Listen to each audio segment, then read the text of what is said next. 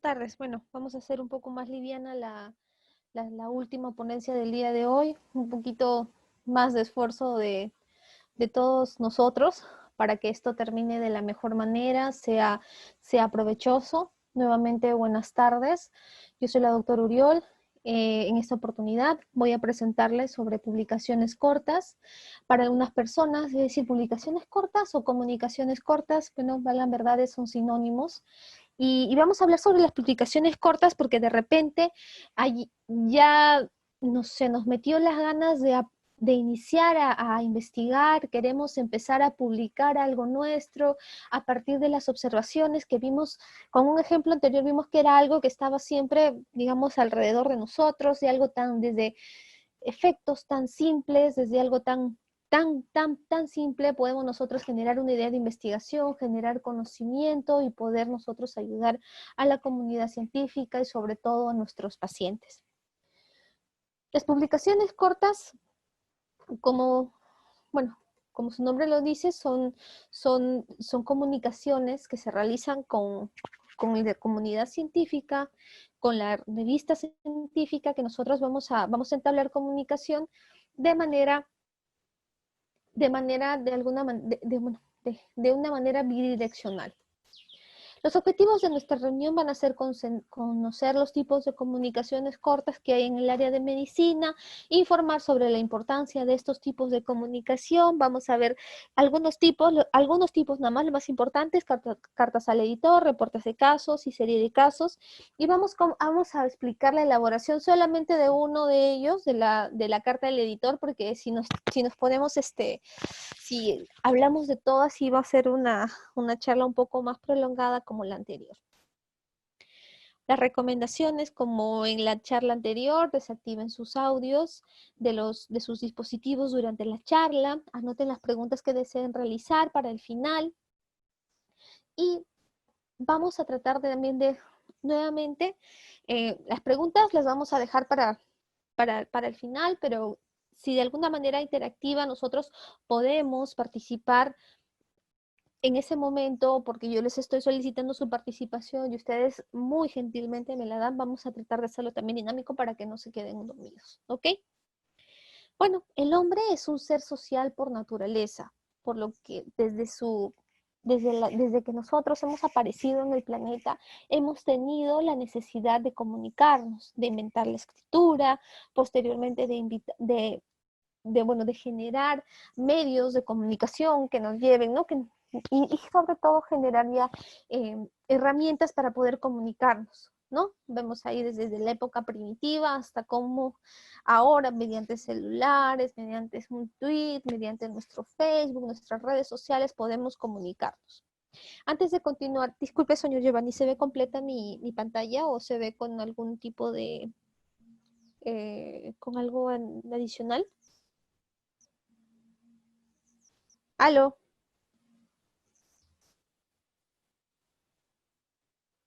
Ok, entonces vamos a continuar. El, el intercambio de correspondencia también es tan antiguo como el hombre. Imagínense en el tiempo de los incas, ahí vemos un chasqui, cómo ha evolucionado ahora. Tenemos los rapis, Globo, tenemos nuestros mails, antes habían los correos por medio de los carteros.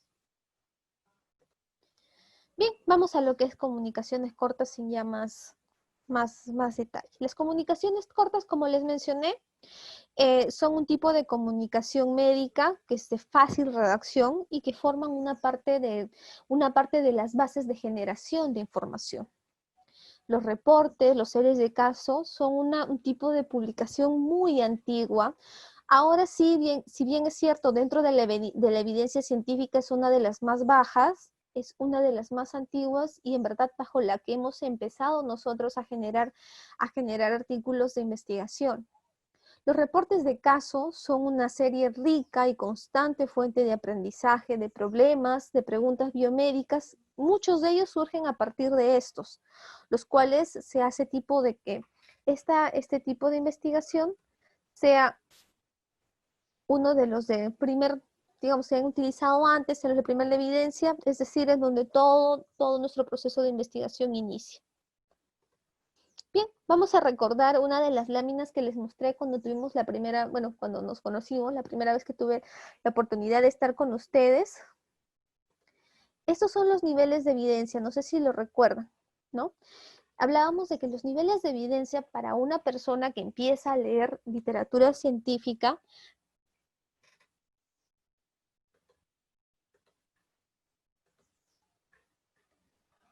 un momento por favor.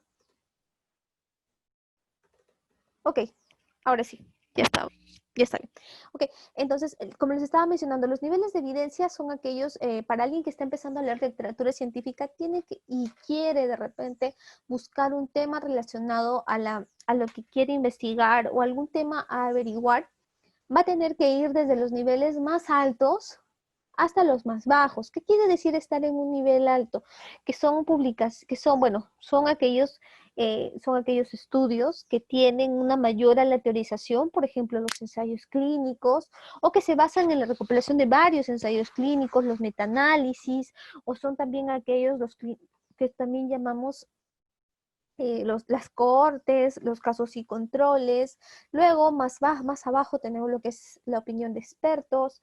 Y finalmente tenemos ya lo que son, en un nivel muy bajo, ya lo que son especulaciones, son, bueno, estudios in vitro.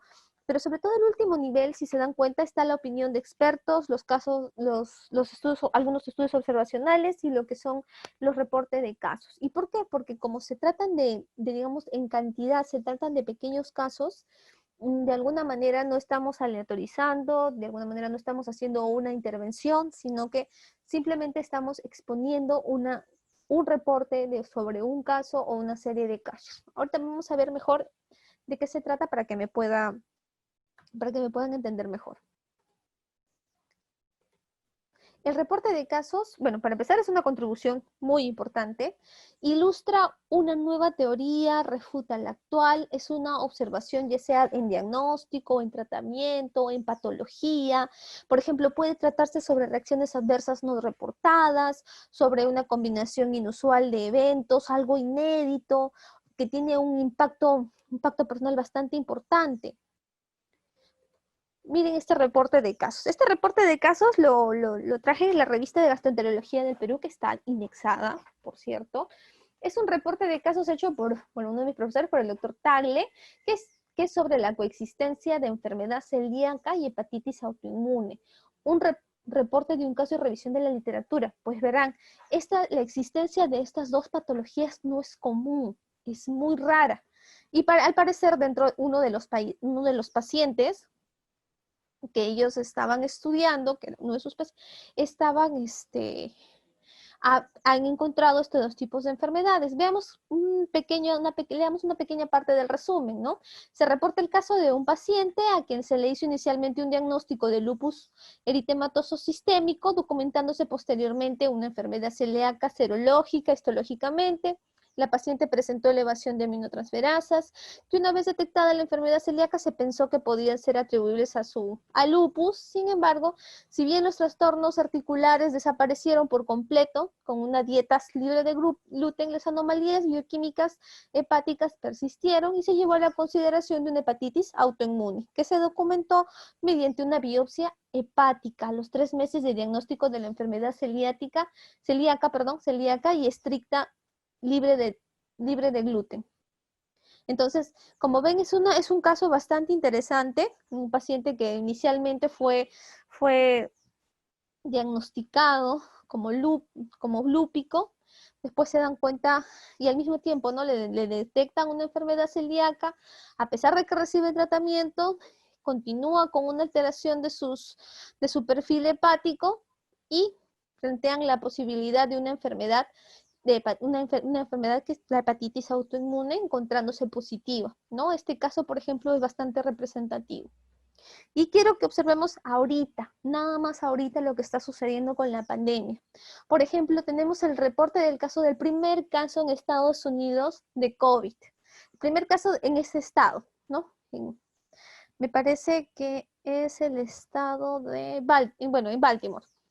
Encontraron a una persona de 77 años, una mujer que tenía historia de hipertensión, de hiperlipidemia, quien presentaba quien presentó al ser transferida al hospital, fiebres, tos, distrés respiratorio, le hicieron unos rayos X, vieron un infiltrado bilateral en la tomografía. Bueno, se le vieron infiltrado bilateral, luego le hicieron una tomografía, vieron opacidades consistentes con COVID, le hicieron un test y fue negativo para COVID en ese momento. Pero tenían un resultado previo que había sido positivo y fue informado después. Entonces, también con este reporte de casos, ¿qué es lo que muestra? Primero, que ya había COVID en Baltimore. Segundo, ¿cuál es el uso correcto de las pruebas y en qué momento solicitarlas en el contexto de un paciente que sospechamos que tienen COVID? Algo que hemos venido ya hablando bastante, hay bastante información al respecto, sin embargo todavía, al menos como ley laboral, no queda claro, creo, ahí a nivel laboral, como cuántas veces se le puede realizar a un paciente que ya ha tenido COVID una prueba, no sé qué tan necesario tiene que ser volver a hacerle una prueba a un paciente que ha tenido COVID, ¿no? Entonces, creo que todavía eso nos falta a nosotros mejorar algunas cosas, sobre todo en salud ocupacional, ¿no? Pero bueno, vamos viendo la importancia de estos casos y de estos reportes de casos. Entonces, el reporte de casos es de un solo caso, que es extraño, ¿no? Que es raro, que aparece por primera vez, por ejemplo, ahí. Mientras que la serie de casos ya son más casos que se brindan, ¿no? Son de 2 a 10 casos, ¿no? Puede ser un síndrome clínico, una alteración hereditaria. ¿Por qué? Porque tenemos más personas que sufren lo mismo. Casos clínicos de un síndrome, de una enfermedad ya conocidos, cómo es el impacto de una inflamación en la evolución de otra, cuáles son las complicaciones inesperadas. Osler es un médico muy famoso, muchos procedimientos, muchas cosas de medicina tienen que ver con él. Él decía que las observaciones registradas cuidadosamente van a producir educación y son fuente de investigación valiosa. Entonces, como hemos visto con ejemplos tan sencillos, pues sí es posible, ¿no? Sí es posible darnos cuenta de algo, de que podemos mejorar la situación clínica de un paciente. Si encontramos, digamos, un patrón en pocas personas, por ejemplo, en 2 a 10 personas, ya podemos elaborar una serie de casos, sin necesariamente tener un diagnóstico, pero sí se puede generar a partir de eso digamos, la base para poder investigar qué pasa con esas personas. Y no es necesario que todos sean médicos para poder hacer eso, porque todos se pueden dar cuenta, digamos, de lo que pueden, digamos, de lo que es anormal o no, como personal de salud. Bien, miren lo que tengo acá, una serie de casos, una de las primeras series de casos de niños en el 2019 que se infectaron con COVID. Fue del 28 de febrero del 2020, es una serie de casos en 10 niños. En 10 niños en Wuhan, donde apareció. O sea, mire, doctora, ¿no fueron siempre artículos grandes? Pues no, empezaron publicándose simplemente como una serie de casos y ahora ya se podrá hacer una serie de casos de COVID, pues ya no, porque ya tenemos la suficiente cantidad de personas infectadas como para generar una muestra, una población de COVID, sobre todo porque son millones de personas que están infectadas. Pero miren cómo empezaron, como una serie de casos. Entonces, un fenómeno descrito en 10 niños que todavía todavía no sabían cómo se comportaba el COVID ahí, porque si vemos la fecha, febrero, en Wuhan ya estaban contagiados la mayoría de adultos, pero al parecer aquí esto narra sobre los primeros niños y sobre todo los 10 primeros niños que tuvieron COVID en el mundo. Bien, vamos al fondo de estas comunicaciones, que es la carta al editor, que me gustaría mucho que de repente si hubiera alguna inquietud en poder realizarla, no duden en escribirnos, tienen el mail, tanto el mío como el de Senate, para poder de repente nosotros los podemos apoyar en la escritura de alguno de estos textos para iniciar investigación, al igual de que quieran armar algún tipo de protocolo, no duden en hacerlo. Nosotros siempre estamos, bueno, tratamos de darnos tiempo para poder ayudar a la práctica académica en la mayoría, bueno, dentro de nuestras posibilidades, ¿no? Bien, las cartas al editor. Muchas veces cuando uno lee un artículo científico, puede quedarse con la sensación de que, ay, ¿qué hubiera pasado si hubieran hecho algo más? O qué hubiera, qué queda, qué parte de lo que escribió el autor en este artículo científico no entendí. Entonces, en algunas de estas situaciones se necesita una carta al editor, ¿no? O simplemente yo creo, o por la experiencia que tenemos en el centro, o por la teoría que nosotros manejamos, de repente a lo que sea nuevo nos dicen, necesitamos escribir una carta al editor para explicarle también nuestro punto de vista, ¿no?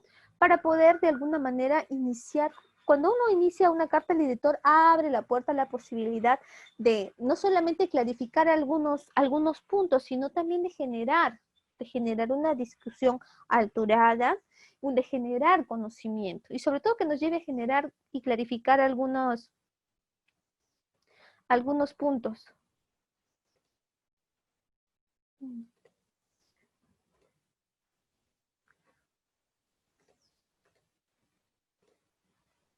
Okay. Perdón.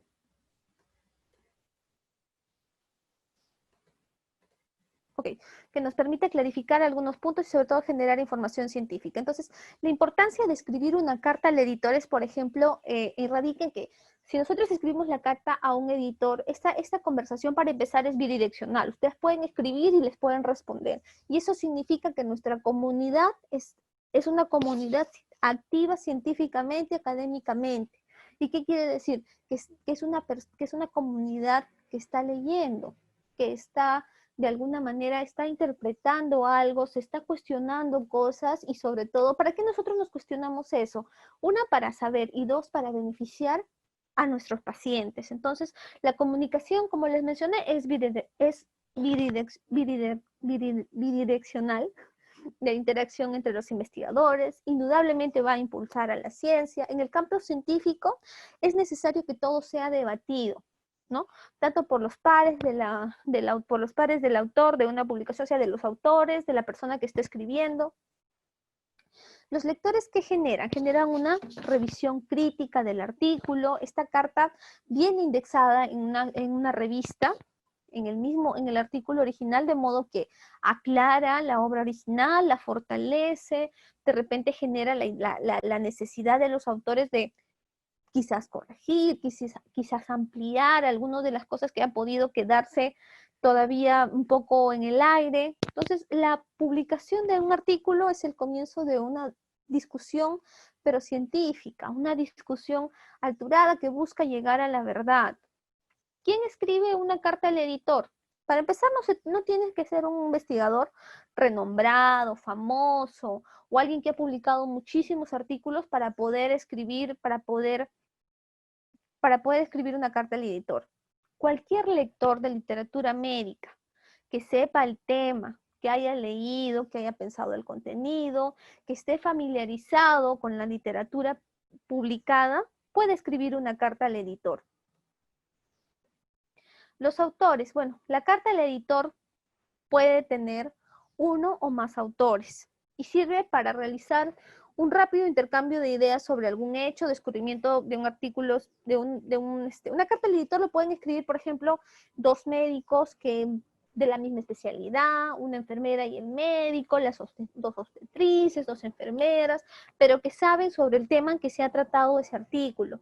La carta al editor contiene toda la metadata, o sea, la información del artículo que es requerida para la indiciación, o sea, indización de un artículo en una base de datos. Es decir, si yo voy a hablar sobre un artículo, pues yo he tenido que tener, por ejemplo, la base en la que han sacado, ¿no? La manera general, los resultados, conocer a cabalidad lo que voy a escribir sobre ese artículo, ¿no? O sea, uno no puede generar la carta una carta del editor no se puede generar para dar felicitaciones, tampoco se puede, tiene ciertas características la carta del editor.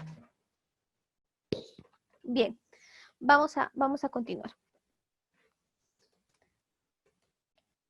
Algunos de los mitos es que se tiene idea de que las cartas al editor es enviada a una revista solo con el fin de señalar errores en la metodología, errores de la misma carta o de la interpretación de los resultados presentados en el artículo recientemente publicado. Ojo, o sea, no puedo hacer, digamos, no es muy lógico que yo mande una carta al editor sobre un artículo que se publicó hace 5 años y sobre todo sobre el que ya seguramente se ha hablado lo que se tenía que conversar. O sea, la carta al editor tiene algo que es oportuno, o sea, es oportuno en el tiempo. Es oportuno en que se puede de alguna manera realizar en ese momento. Entonces, esa es la oportunidad que tiene. Veamos esta carta, ¿no? Vamos a ver con qué intención está escrita esta carta. El estimado doctor Bros, ¿no? Esta es una carta indexada y dice, estimado doctor Bros, editor de los anales, editor de anales de otorrinología mexicana. Me gustaría hacer algunos comentarios sobre un artículo publicado en la revista, en el número tanto, estandarización de la uopalatetía. Ya, empezamos acá con lo que viene a decir la persona que ha escrito la carta. El artículo tiene un número importante de errores de concepto y desde el punto de vista metodológico, estadístico, desde mi personal punto de vista, desde mi personal punto de vista metodológico, deberían haber impedido su publicación, dado que algunos de estos errores son graves. En primer lugar, no tenemos un cálculo de tamaño de muestra.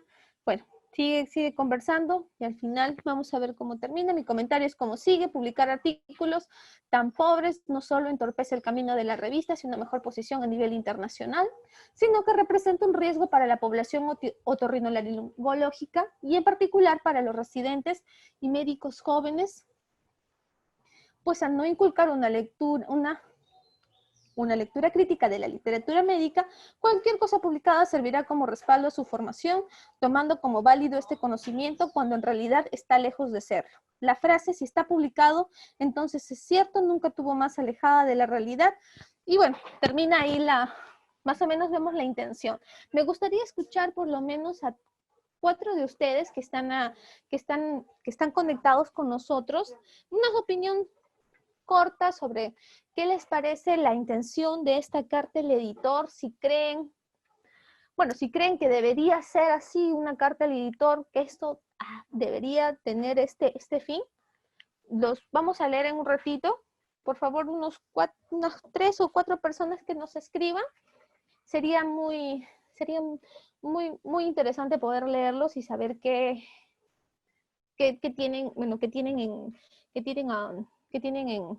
tienen en mente sobre esto, ¿no? Doctora, ¿podemos cederle el micrófono a una Sí, persona que por levantó favor, la mano? sí, ha levantado la mano, sí, por favor. María Soledad, adelante, por favor.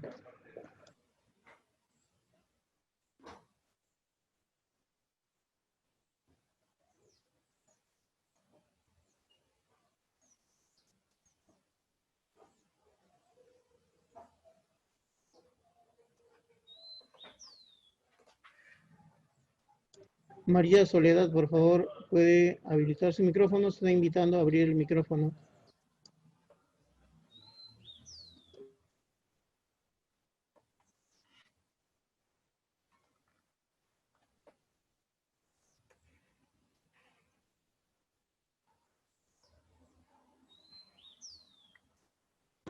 Hola.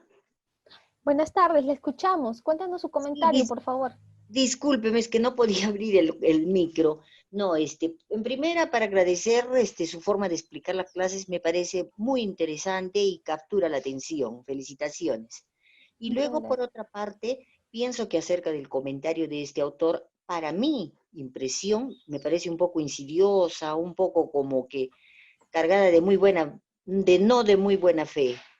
Pienso que un comentario tendría que ser tal vez un poco menos duro y más refiriéndose al fondo y no a la forma, ¿no? Me parece un poco ofensivo. Esa es mi opinión particular.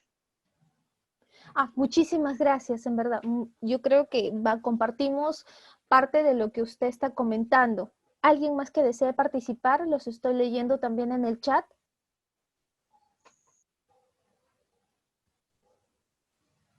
Ok, nadie más levanta la mano, perfecto. Entonces vamos con Oscar Sotomayor, que dice, es crítica, se ven los errores al autor, es crítica constructiva, difiere un poquito, es crítica, ¿cómo saber que es válido dicha información en el texto? Pues bien, como estuvimos conversando, también como nos compartió, estamos ante una crítica que en realidad, como dice, no de tan buena fe, porque lo que queremos nosotros es enfocarnos más que a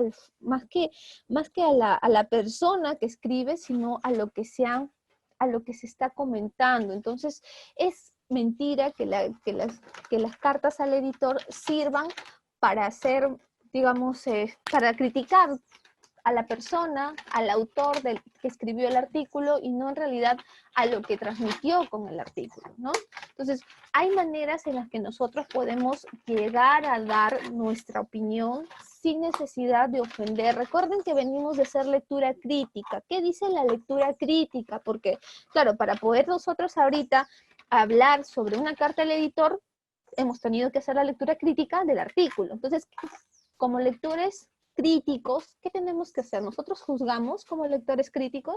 Como lectores críticos no tratamos de guardar empatía con el autor. Empatía, no estoy diciendo que estemos a favor de que todo lo que ha hecho está bien, sino que estamos hablando sobre la información.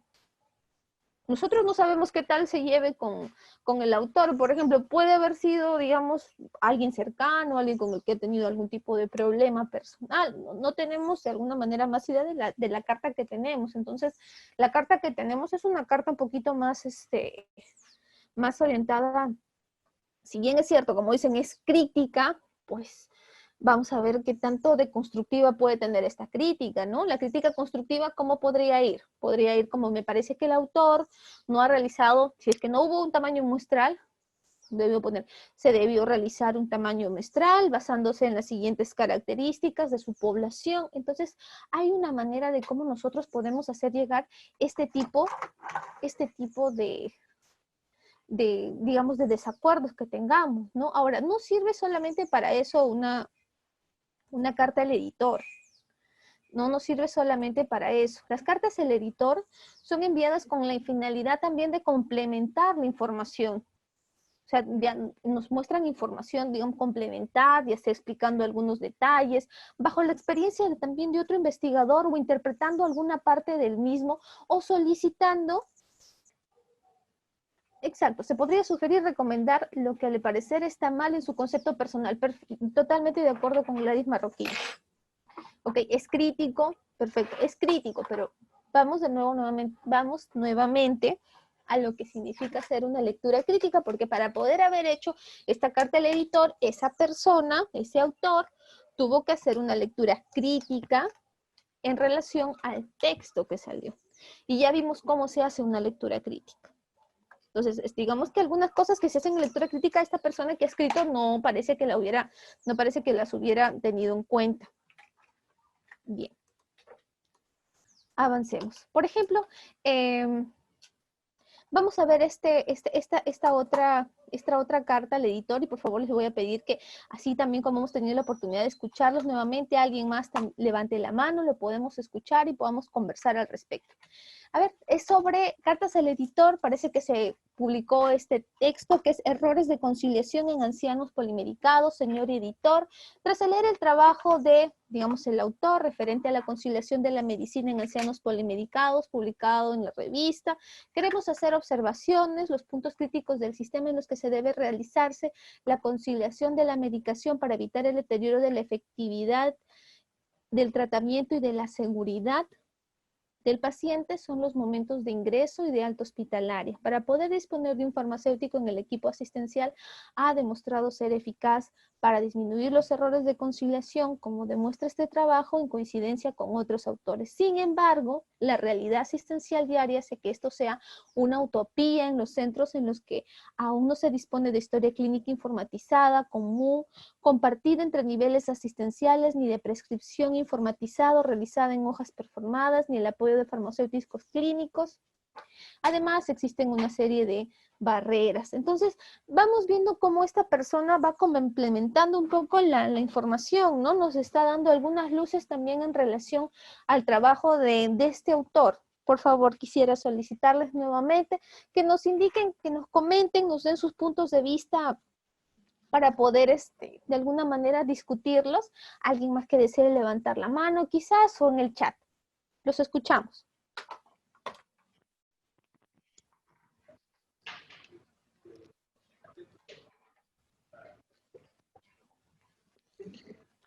En el chat, doctora, dice, se podría sugerir y recomendar lo que al parecer está mal según su concepto personal.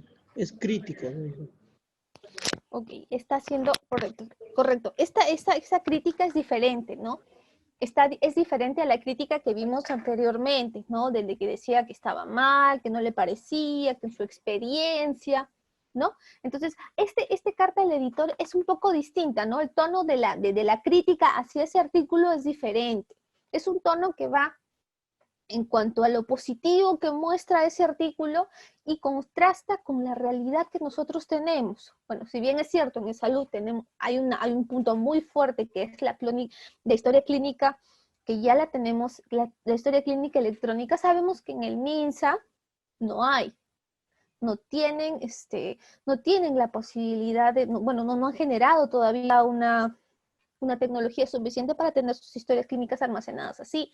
Y nosotros sabemos las bondades que tiene en aquellos que hacen prestaciones de salud del ESI en general, ¿no?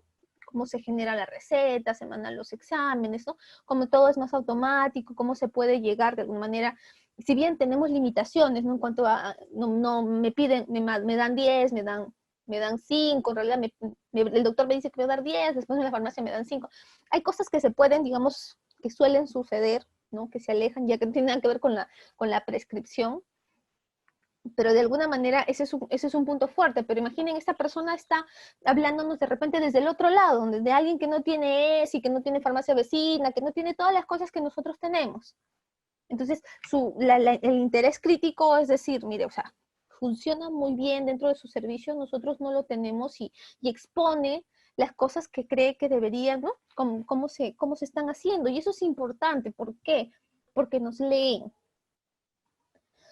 De alguna manera, hacer investigación de una publicación corta, de un artículo científico, hace que alguien nos lea. ¿Y nos lee con qué fin? Pues bien, con el fin de mejorar.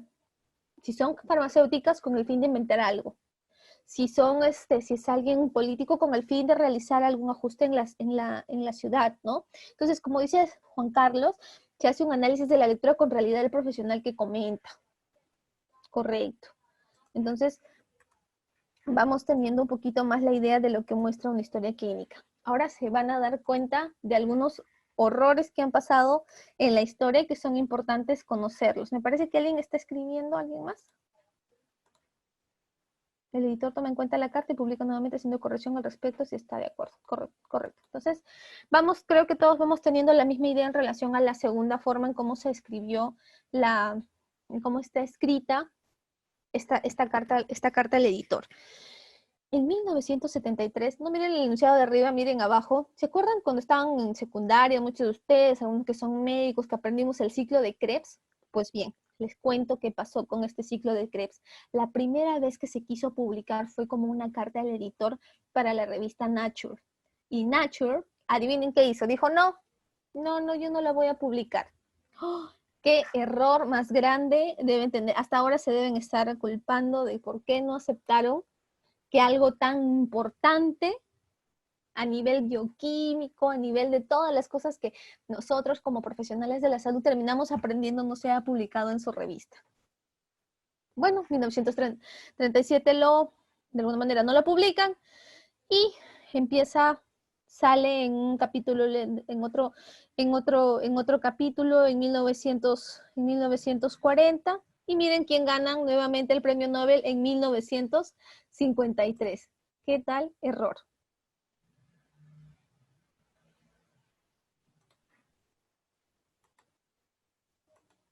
Ok, Nature, en James Watson anunciaron, ¿se acuerdan de estos dos señores? De lo que están ahí, no es una yenga grande, por favor, de acá es la estructura del ADN. Ellos también, imagínense, publicaciones tan importantes se iniciaron como una carta al editor, porque también puede ser eso, una carta al editor. Una carta al editor no necesariamente tiene que ser algo que vaya dirigido contra un artículo, sino una carta al editor también es algo que informa que, por ejemplo, inclusive, por ejemplo, si hay algún avance de la vacuna o una relación pequeña, un texto que deba ser leído, porque estas comunicaciones son rápidas también, se hace una carta al editor y se envía, ¿no? De algo nuevo. Entonces, claro, no es un artículo, ojo, no es un artículo, sino es una comunicación, como dije, comunicación corta. Entonces, bueno, aquí tenemos lo que Crick y Watson habían descrito. Miren dónde aparece lo de Crick y Watson. Es el anterior. Watson y Crick. Todo el invento del ADN salió en un periódico, donde, claro, en el periódico alemán, en News Chronicle, donde, claro, se hablaba de todo lo que era la Segunda Guerra Mundial, sale Hitler y en un pedacito chiquitito, salió el ADN, ¿no? Ironías de la importancia. Imagínense ahora que no sé qué sería nosotros del conocimiento que nosotros tenemos para generar la vacuna contra el COVID, para ver el tema de virus, o sea, es algo difícil de creer que no haya tenido la relevancia importante en su tiempo. Entonces, su importancia también sirve para emitir un juicio crítico acerca de un hecho sucedido, que ya lo vimos, para dar una opinión.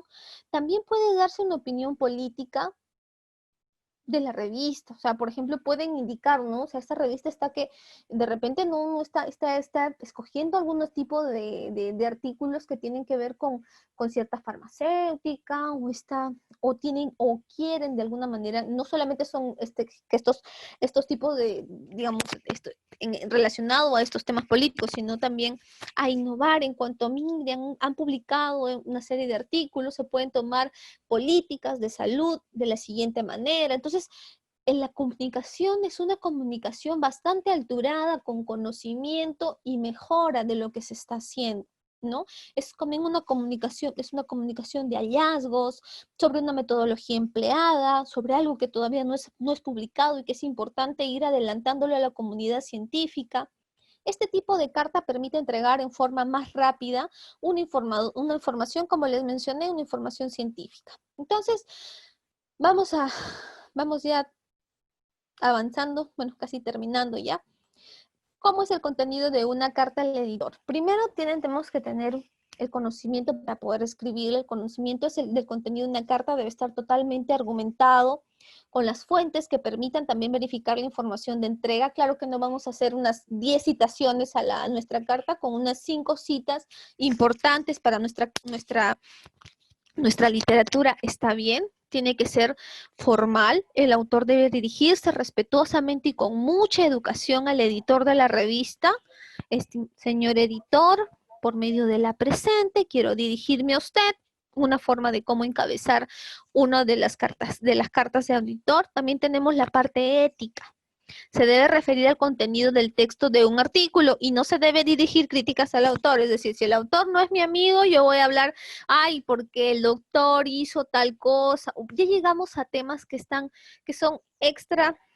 fuera de nuestro ámbito académico, ¿no? Esa cosa ética que en verdad a nadie que lea la revista le puede interesar, ¿no? Salvo que siempre hay cierto morbo, ¿no? Con saber la vida personal de las personas, pero no debe ser así, sino estamos hablando del trabajo de esa persona.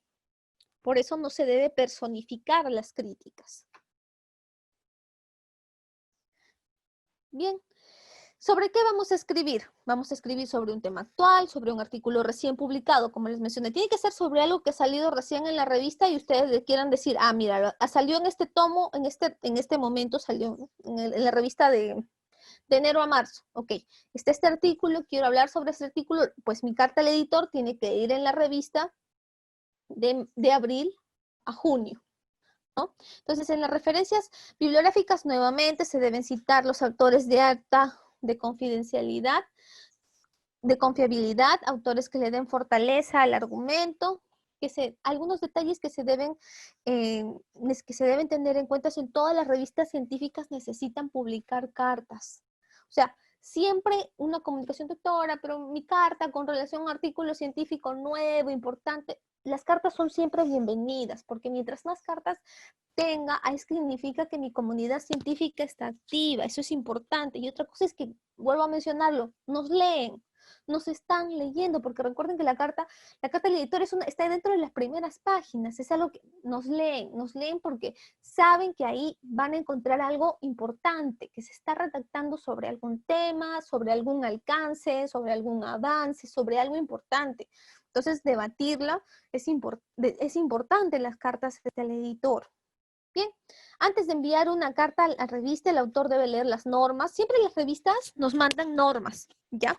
Cada revista tiene una norma en cómo se forma una presentación. Les dice el tipo de letra, el tamaño de letra, el espaciado que debe tener. Hay ciertas normas que cumplen. El editor le exige el editor exige, por ejemplo, he visto revistas que exigen 800, otras 1000 palabras, y el tema central y el objetivo de la carta debe ser relevante para que se dé a conocer. Las observaciones, para empezar, la carta debe ser publicada en la misma revista del artículo original. Por ejemplo, si yo en mi revista, el artículo que quiero hablar está en A, yo no me voy a ir a la revista B a publicar mi carta al editor sobre el artículo de A. O sea, no tiene sentido, tiene que ser en la misma revista. No repite la misma extensión de un artículo original, como les mencioné, son 1000 palabras, 800 a 1000 palabras, no repite argumentos de otras revistas, es un conocimiento propio, un alcance nuestro. Siempre salen los nombres de los autores, su filiación, no hay ataques contra persona autora del trabajo y cuidamos siempre lo que es la gramática y la redacción. Hay hay observaciones en relación al tipo cronológico. Tenemos que ser conscientes del tiempo, ¿no? Y a menudo se consignan las fechas de publicación de las referencias que se usan. Tenemos que centrarnos, el enfoque está centrado en el investigador. O sea, hay una mala práctica en cuanto a centrarnos nuevamente al investigador. El tema no es del investigador, sino el tema es lo que está escribiendo. No estamos hablando de la persona. Y en cuanto a las características lingüísticas, sí se ha visto, ¿no? En cuanto al uso de verbos, más del 50% de las veces se refiriéndose a la discusión del texto, en caso de cómo se presentan en pasado simple, del 35 a 45% del caso, pero es que se deben sobre todo más a temas de redacción. También, se utilizan adjetivos y adverbios, contrario a la despersonalización de los estudios originales. Se usan términos dirigidos al investigador y se tienen que utilizar con mucho cuidado los términos despectivos y evitar liberar la carga emocional que se pueda tener, ¿no? O sea, si tengo un tipo de conflicto contra el autor, no voy a escribir es así, asá, y me olvido de la publicación, porque estamos hablando de una publicación, estamos hablando sobre un texto nuevamente académico. Y hay una forma de leerlo, por eso es con mucho respeto yo no le puedo decir a alguien que su trabajo no sirve, no tiene relevancia, que es importante. No, con mucho respeto yo tengo que valorar el trabajo de esa persona, porque esa persona se demoró tiempo en juntar su muestra, se demoró tiempo en analizarla, se tomó el tiempo en pensar la idea de su investigación. Lo que yo tengo que hacer es generar una serie de, no son necesarias críticas, no lo podemos llamar, sino generar nuestro punto de vista en cómo de repente podría ser mejor el texto, en cómo de repente uno lo hubiera podido llevar, qué cosas deberían mejorar, qué cosas se debe rescatar en relación a eso. Bien. Estos temas son bien amplios, les agradezco mucho que hayan estado conmigo, he tratado de hacer lo más sintético posible porque todo esto es un taller en que nosotros podemos aprender a hacerlo, sí, lo podemos aprender, ojalá que ya vayan habilitándose mejores tics para que la participación de ustedes sea de alguna manera más dinámica, no se queden dormidos. Conmigo hasta otra oportunidad, no sé si hay algún